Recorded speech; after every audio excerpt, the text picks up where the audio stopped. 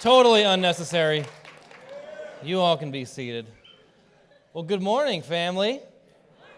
Good to see you guys. Good morning. My name is Jeremiah. If you didn't know, I'm one of the pastors here, and it is my honor to be hanging out with you guys this morning, and hope that you each had a Merry Christmas and are planning for an awesome New Year. I had a Christmas. We were sick at my home. The stomach bug that's going around got to our family. And then one by one, the domino effect of one kid gets better than the next kid, and then you. But we made it, and we celebrated Christmas this year with a new member of our family. And I think he's going to come up on the screen behind me. It's our family picture. And little Jude Connor, he is 10 weeks now, and he is a bundle of joy. And so that, if you haven't met my family, this is our Christmas card picture, my wonderful wife holding our newest addition, Jude. And then over my shoulder is our oldest daughter, Alyssa, who is in the middle of her 8th grade year. And then in front of her is our son, Joel. And then I'm holding our little Harper. And then to the side of my wife is our middle daughter, Lexi. And we had a great Christmas, and we all got sick, but we all got over it, and were able to visit family. And hope that you were able to visit family and do what you do in your tradition of Christmas. But something that is tradition for us every year at Christmas, something that we like to do, is before we open presents and get to the good part that the kids woke up early for, we like to read a little something that has some meaning and kind of reflect on what Christmas is about. And so we get this book, or we try to get a book every year. Well, not yet. That's going to come later, that slide. There you go. That's the ending. That's a surprise. But we were reading this book, and the book we were reading as a family was kind of really surfacey and fluffy, lighthearted, Jesus is the reason kind of a thing. And it just wasn't hitting home for me or for my family or for my wife and I. And so I looked, man, what else is out there? What other kind of Christmas stories are there for families or for kids? And I found this one that just came out. You've never seen it before. This is the first time you've ever seen this slide. It's called The Moon Man Cometh. And I know, right? It's different. And I looked at it, I looked, man, this looks awesome.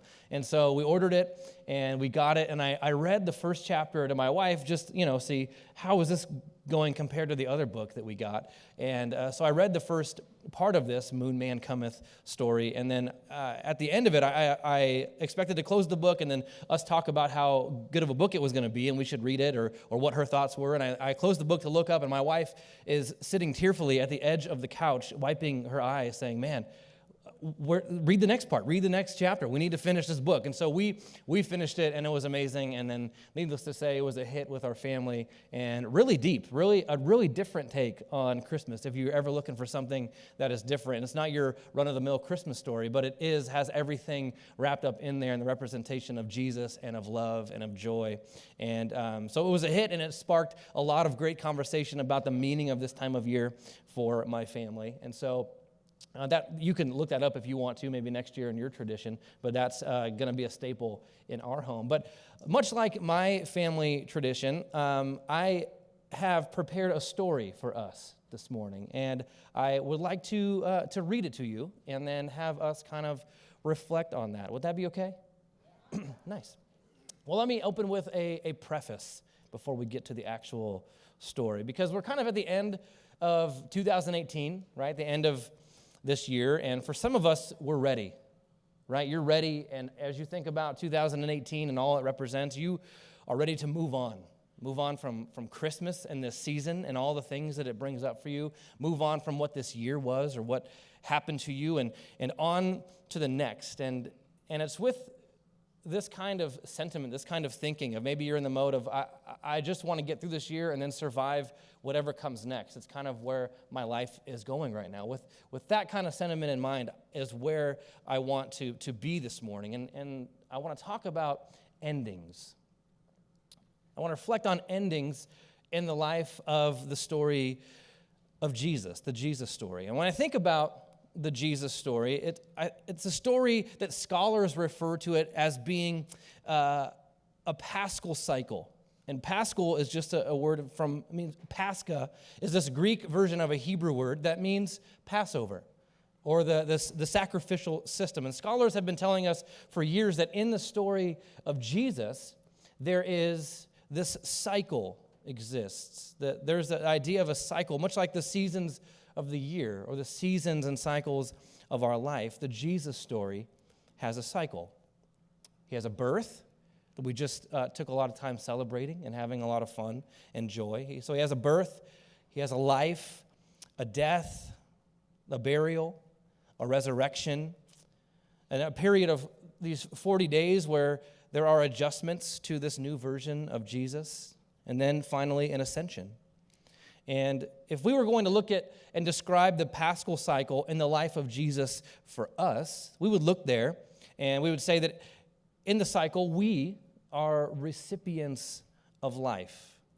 And there comes this moment in time in our lives where we have to, much like Jesus did, name and claim and embrace our deaths.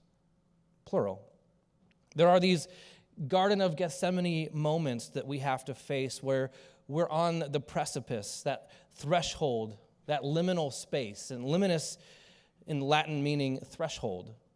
So much of the sacred stuff of life, the soul-shaping journey of our lives happen in thresholds.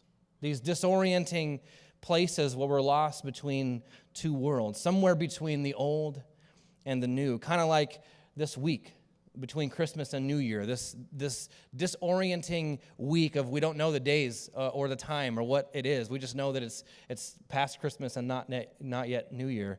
But in this threshold, life happens. So we receive life, and we name our deaths, and we claim them, and we experience our own Gethsemanes. And after naming our deaths, we accept the gift of our graves. Something that's so often overlooked in the story of Jesus after his birth and his life and his death is that Jesus had no grave of his own. His grave was a gift. The decency, the nobility, the humaneness that these two men offered him in gifting him with their own grave. It's why Paul in 1 Corinthians chapter 15 says the good news is not just the resurrection and the fact that he was seen after the resurrection. The good news, Paul says, is that he lived and he died and he was buried. I think lost somewhere between the joy of Christmas morning and the joy of Resurrection Sunday in Christianity, we miss the beauty of that silent Saturday where we receive the gift of our grave, when we take time for that which has come to an end. And we devote an entire chapter, an entire page, an entire day to that which is called the good news, to dealing with our endings properly. And so we receive our life, and we name our deaths, and we accept the gift of our graves, and then we claim our rebirths. And after claiming our rebirths, these resurrections come to us, and we resurrect from our graves to rebirths, to new jobs, and to new marriages, and to new relationships, and to the new year, to new. And after claiming our rebirths, there's this period that is so often overlooked in the story of Jesus as well, the 40 days, the Bible says, before he ascended. 40 days for those who were a part of his life to adjust to this new reality, but not completely, because at the end of these 40 days, he ascends and dissolves back into spirit, or as scholars tell us, that he returns to the Father. This Paschal cycle is about adjusting and reorganizing and reorienting our equilibrium around our new birth. Endings. And as he ascends, the Bible says that they released him, and he blessed them. Jesus blessed them in the leaving. And after he blessed them, they were told by the angel, "Why are you standing here gazing?" Which I think is what a lot of people do in religious spirituality. We gaze awkwardly into the past, awkwardly into that which has blessed us. And no doubt our life has been blessed, and no wonder that it fixes our gaze, because there was too much water walking and healings and life transformation and profound moments, and yet even the best goes away. And I think that I've spent much of my life believing that every new chapter was going to be the one that closed the book. Have you ever been there in your life? You ever felt that every new group of friends, every job, every new neighborhood, this was going to be the group of people. This was going to be the way of life that lasted right until the very end, right? But at some point, I think it begins to sink in that life, this book, is made up of many chapters. And they're all a part. And at some points, we have to release them, and we have to let them be what they were and what they always will be. But why do you stand here gazing into the past? Well, they could have answered that question for hours. So much time spent together, so many baptisms, so much faith, so many altars, so many sermons. They're told by the angels, go to Jerusalem, bless your past, let it bless you, be released by it to go into the fullness of everything it ever was, but in a new and meaningful way. Go be Christ. So here's the story, and I want to read it to you so that we can get to the rest of our weekend and our parties and our plans for New Year's and do it all in the next 23 minutes and 40 seconds. You ready? This is the Jesus story. They cried until they couldn't cry anymore. Endings. In the span of 24 hours, their world turned upside down. Their friend and their teacher had been unjustly accused, unduly taken into custody, unfairly tried, and then in one of human history's most infamous miscarriages of justice, he had been condemned by a kangaroo court. Ripped from his young life and theirs in a whirlwind of events that included betrayal by a dear friend, desertion by many others, cruel mockery, the most heinous of torture, Jesus was now dead. His life was over. Endings. Endings of things beautiful. This was not only the end for him, but it was the end for them as well, those who cried. And for those women, there was no framing this. There was no putting it into perspective. There was no chance of finding a silver lining. There was no way of making it anything other than it was. It was senseless. It was the height of injustice and cruelty, and no matter how they tried, there was no way of making this one of life's commas or one of life's semicolons or even one of life's cliched periods. It was blatantly and viciously an exclamation point. It was the cruelest of endings to something they had thought was just getting started. Endings. These women had believed in him. They had supported him and had followed him. Now their journey with him had ended. And not with a coronation that they had expected, but with a crucifixion that they would have never in their wildest dreams have imagined. Frankly, you have to hand it to these women. While most of Jesus' male disciples had fled and hid, these women bravely and loyally stayed at this ending. They stayed at a place called Golgotha, which is where he was crucified. They stayed until he breathed his torturous last. And even then, they wouldn't leave. They held space. They held a watch. They stayed until two men wrestled his limp body from the cross and carried it to a nearby grave. The gospel account says they followed them and they carefully watched as these two men placed Jesus inside a freshly hewn tomb. And then, adding insult to injury, these women watched as the kind men rolled a large stone across the entrance. As the men left, the women stared at the cold stone. It felt as though the world had stopped spinning. They couldn't breathe. There's a catch in my throat reading this, because this is the power of the Jesus story. I've had some very many painful endings in my own life. And as I read this story, it's not a 2,000-year-old story. This story is me somehow. They felt as though the world stopped spinning. They couldn't breathe. Their hopes had just been nailed to a cross, and now their dreams were lying in a sealed tomb. And they sat there for a while, paralyzed by shock in grief until finally at some point they noticed the sun was setting, and in doing so was ushering in the Sabbath. So they pulled themselves up together and hurriedly, devotedly, dutifully, they made their way home for their weekly observance of Sabbath and rest. But all the way home they carried with them the stabbing pain of ultimate loss and the slamming shut of a door to their heart. Endings. For the next 24 hours, they were supposed to rest. This was Sabbath, yet their minds would have none of it. Questions raced, doubts raged, fear consumed. How could this have happened to him? He was supposed to be the Messiah. Had they all been terribly wrong about him? Had they unwittingly fed into nothing more than a delusion that had gotten their friend killed? What was real and what wasn't? So here they were, these women, trying to make sense of an ending. An ending they lacked the framework and tools to make sense of. For 36 long hours, these women huddled together in one of their homes. This was Saturday. The Gospels say that for a good part of that time, it was spent devoted to preparing burial spices and perfumes, sacraments of love that they had intended to apply to their deceased friend's hastily buried body.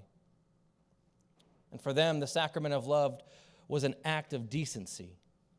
It was a cultural custom of mourning, but more than anything, it was an exercise in their own healing. Because tending to the dead, tending to the grave, observing Saturday, making space for the old is what creates space for whatever's going to happen in the new. This was their way of saying, though things didn't turn out as they had expected, though his life and everything it promised had ended, what had been so good was too good to forget. The fact that it hadn't lasted forever did not undo that it had been there for a time, and that time was good, and that time was sacred, even if it wasn't forever. And what was, though it didn't turn out the way they had planned, was too beautiful to allow it to smell. They brought these spices and perfumes because though his life was dead, it was too beautiful to stink. Everything in our past doesn't have to stink. It was dead, this dream of theirs, but nothing could take away the fact that it had lived and it deserved to be honored. So with Sabbath ending after the sunset on Saturday evening, the women were forced to wait all night long. They must not have been able to sleep until Sunday's sunrise to go to the tomb. And all four Gospels concur that as soon as there was barely enough light, just barely enough light to see by, even before daybreak, these women arrived at the tomb. Out of all those he had touched, out of all those he had healed, taught, and captivated, of all those who called themselves disciples, only these made it that morning. Ironically, the first Easter Sunday was not a well-attended service at all. It was just Mary Magdalene, someone called the other Mary, and perhaps one or two more. And you know, it doesn't surprise me in the least that in this story, these were the people to whom the resurrected Jesus first appeared. And they did not go to the grave in faith. They went to the grave in love. Because sometimes in life, even when faith is gone, love will be there. In John 19, verses 38 through 42, one thing the gospel writer makes clear is that the tomb where Jesus was laid was very near the execution site, to the point that if you were going to visit Jesus' tomb, you'd have to go back to the place of crucifixion. In other words, on their way to the tomb, they had to go back to the place of their greatest pain. They had to go back to the place where he was killed. And what is compelling is that they would not let their fears or anxieties keep them away or stop their act of kindness, this labor of love. They would not allow their memories and their pain to paralyze them from moving forward. In spite of the difficulty of this traumatic ending, these women, in order to get to their deceased friend, to deal lovingly with him, and to keep him from stinking because he had been too good, these women literally faced their pain, leaned into its biting jaws, went back to the tomb at the absolute first chance they had. So these women went that Sunday morning, bravely leaning into their pain, facing down their haunting memories, tending to the burial of their dream. They faced this ending instead of running away. Instead of running in the opposite direction, these women ran headfirst into it. And they were not looking for a resurrection or for the new. They were simply tending humanly and humanely to a burial and tending wisely to an ending. And what they found there that morning was beyond unexpected. Expecting to see a tomb, a memorial to their broken past, a reminder of their misguided dreams and failures, they instead found a stone rolled away. And they found there not the close of their life, but they found there an opening, if ever so small, a fissure in their pain, the possibility of the liberation of all of their supposed failures. And they were met there by an angel who, from the middle of their greatest pain, standing in the tomb, told them, Jesus Christ has been raised from the dead. And instead of rolling back the curtain and saying, here he is, the angel had other work to do, the work of endings. He says in Matthew 28, there is nothing to fear here. The angel looks at them and essentially says, you who have courageously faced your fear don't have to be afraid any longer. This death holds no sway over you. Ironically, the men in the story who had run in the opposite direction were miles away in approximation, yet were filled with fear. But those who were brave enough to go head first into the dark jaws of that ending and face the pain, these were the ones who heard first, there is no fear here. This death no longer has any power over you. And then, profoundly, the angel, instead of taking them to Jesus, took them to the tomb. That symbol of all their grief and sorrow and hopelessness. He took them to the middle of their ending and said, come and see the place where he lay. Past tense. Come and see the place where you hurt. Come and touch the place of your greatest wounding. There was and is a reality to your pain. Chapters die hard sometimes, but it is real. And it happened, and you need to see it. And before we can get to a resurrection, you need to touch it in all of its dark cruelty, and you need to see that it's empty, and it has lost its power over you. See, it wasn't just Jesus' resurrection they experienced that morning. It was their own. And they experienced their own before they experienced his in the darkness of that place. The sacrament of ultimate closure and endings. And it was there they began to be reborn. Only as they were able to face their pain, stand down their demons, lean into their disappointment and delusionment, only then did they meet the miracle of new life. Endings. While the other disciples couldn't face the reality that unfolded that weekend in Jerusalem, running far in the opposite direction of the trial, the scourging, the crucifixion, their lifeless friend, the burial, the tomb, the decaying body. These women leaned in, knowing that there was and is no way around the soul-making process of heartbreak and loss and failures and endings. You have to go through it.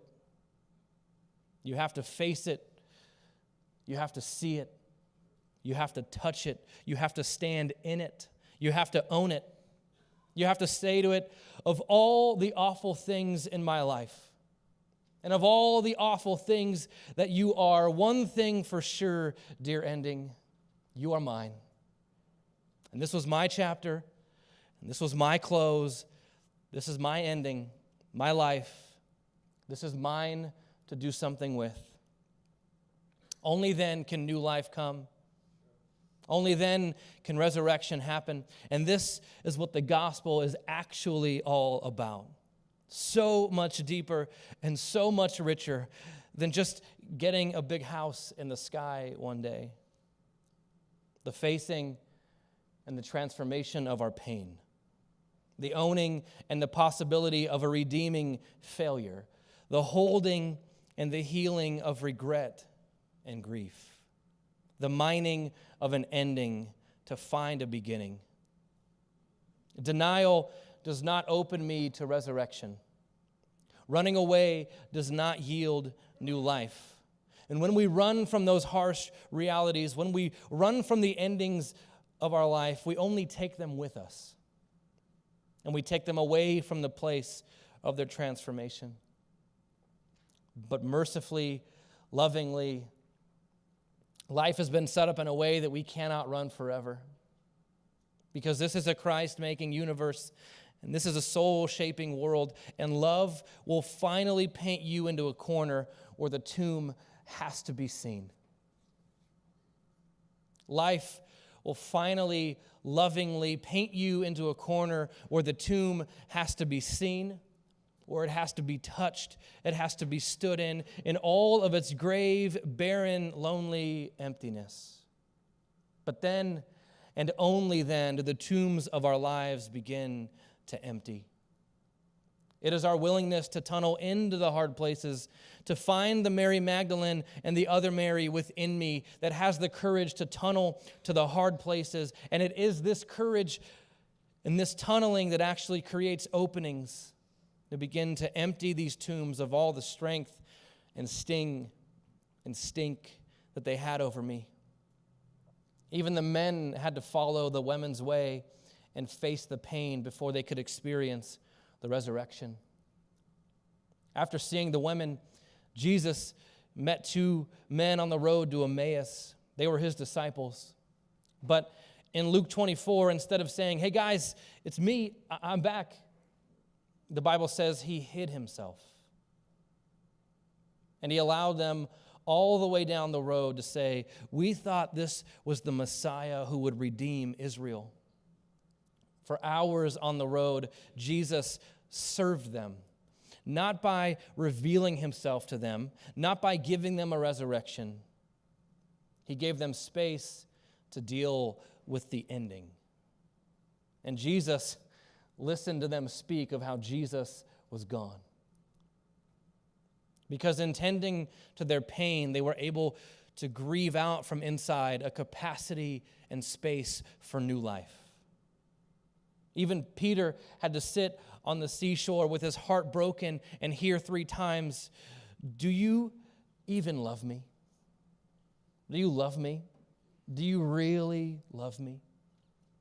Even Thomas had to touch the wound, to deal with his doubt before he could whisper, "My Lord and my God." So as we end our time this morning, as we end this 2018, as we wrap up this year, I want to close today with a question that is begged by all of this, and I hope that you see a little more just how brilliant the Jesus story is. Because it's not just a story of one man, it's so brilliant, it is the story of all of us. So the question that is asked by all of this, what are you doing with your endings? What are you doing with your pain? Your grief, your wounds, your disappointments, your failures, your disillusionment, your hopelessness, your depression, your despair. What are you doing with the death of your job, the death of your dream, the death of your marriage, the death of your relationship, the death of your identity, that festering unforgiveness that you daily nurse? What are you doing with the endings in your life? Do you ignore them? Do you run from them? Do you hope they will one day just go away? Well, as the great prophet Dr. Phil frequently asks, how's that working for you? Or as Jesus asks, do you want to be well? What a stupid question to ask a guy who has been crippled and maimed for almost 4 decades. But not a stupid question at all, because there's a possibility that you can live in your pain for so long that you develop an identity there, a tomb dweller. And today, we're reminded by Mary Magdalene and the other women that there is a better way. And that is to take our pain, our discomfort, and closings and endings, these things that overwhelm us and seem unbearable, and to hold them and to go bravely headfirst into them. So here on December 30th, here in the sacred space of endings, pausing at a place of burial, in this liminal space, this threshold, in this space, I would simply say to you, have the talk, make the call, hold the space, sit with the silence, even though we hate the silence because it often says way too much. Get the counselor, go to the group, join the gym, sign up for the class, get the help, reach out, open your mind, open your heart, look up, be honest, be curious, be courageous, be grateful. Go to the tomb, touch the tomb, step into the tomb, embrace this ending, whatever it may be. Because if you bravely go to the place of tears, you will find there the place of joy. And if you will have the courage to face your demons, you will find that tombs are not just a sacred space that holds the dead. Tombs are not just the sacred space that holds the old. Tombs become wombs that can give birth to the new. And in good old evangelical fashion, all God's people said, amen. In this place of ending, let's quiet our hearts, close our eyes, stretch out our hands, palms up.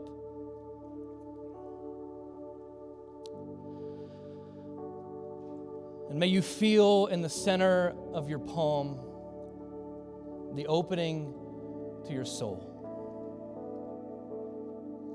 May you stand in this sacred space, the space of a tomb, and may you open yourself to a new beginning. Dear Jesus, we see in your story our story. We see in your life our life. We name our deaths. We accept these chapters that have come to a close. And in these final days of 2018, on the precipice of this new year, we make space for our deaths that give way to our resurrections. And we wait with anticipation all the rebirth that waits for us in the new. We pray these things in your name.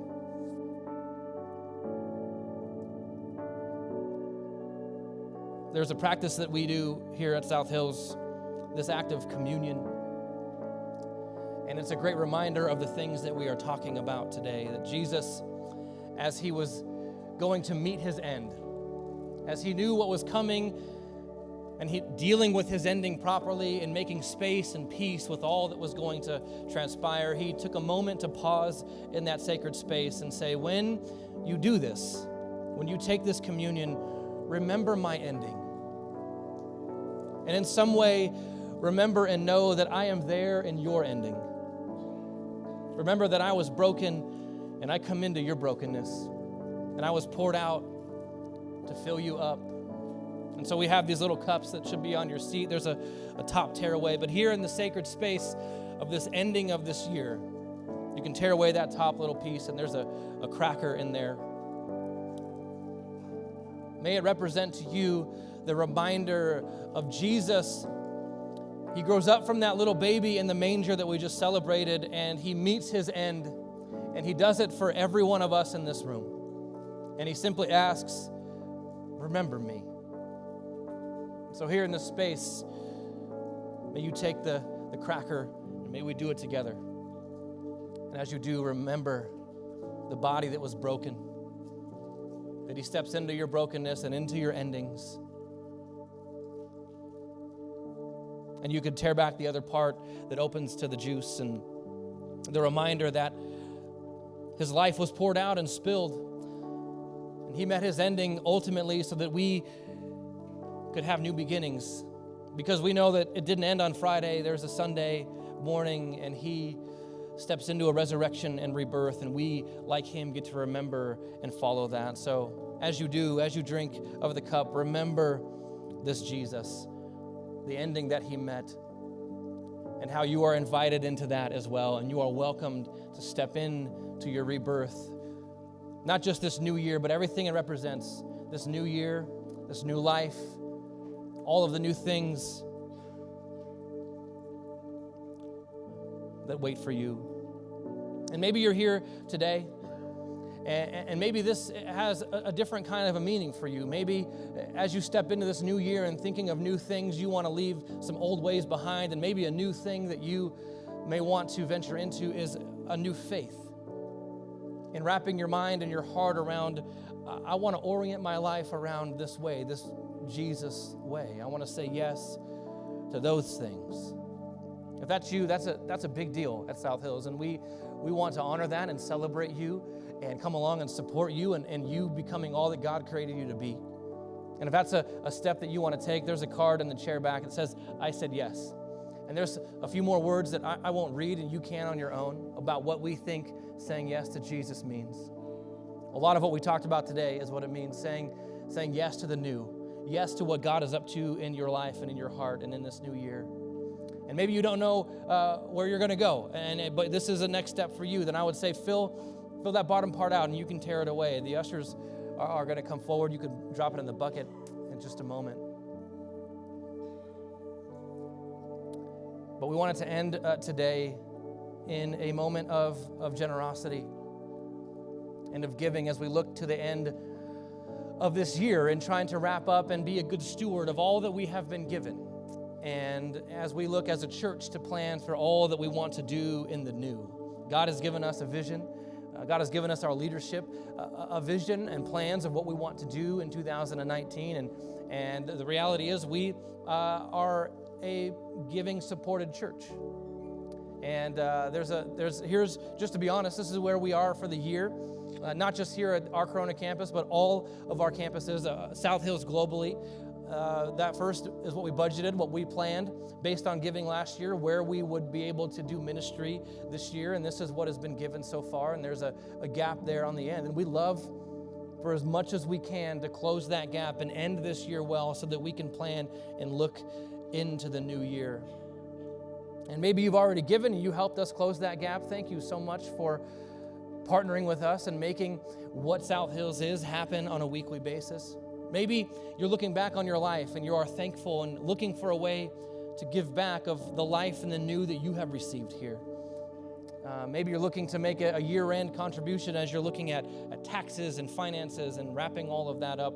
You can make that donation here, and this is the last Sunday to do that, to be able to participate, and if you're looking for tax benefits or whatever that is. But one more contribution this Sunday will go toward us closing the gap and ending 2018 well as we make space for that and look into what all God has planned in the new. So give as you are led, and thank you for that. There are a few ways that you can give. The ushers are going to be passing the buckets now. You can give with your PushPay app on your phone if you have that. You can give online at our website. You could also give right here with the envelope and the buckets as they are being passed. And the envelope, there's a little flap there that'll tell you a little bit more about each of those ways to give. But thank you, those that call South Hills home and that have been so generous in helping us fill that gap and making ministry happen, not just here, but to beyond our walls. And we love you guys. And this place, this today wouldn't be possible without you. But thank you for listening and hearing my story. I hope that it brought something of perspective to you and to your life. And maybe you sit here in the end of 2018, you have no idea what 2019 holds or what to do to shape it into the way that is best. That is what our January series is going to be all about. Pastor Adam has prepared an incredible series, and he talked about it a bit before I came out, but we would love to have you guys back for every Sunday in January as we're looking at how can you live and set up your best year ever. But thank you for being here today. Thank you for being our church. We hope that you have a happy new year, a great rest of your day, and we'll see you right back here next week, 2019. We love you guys.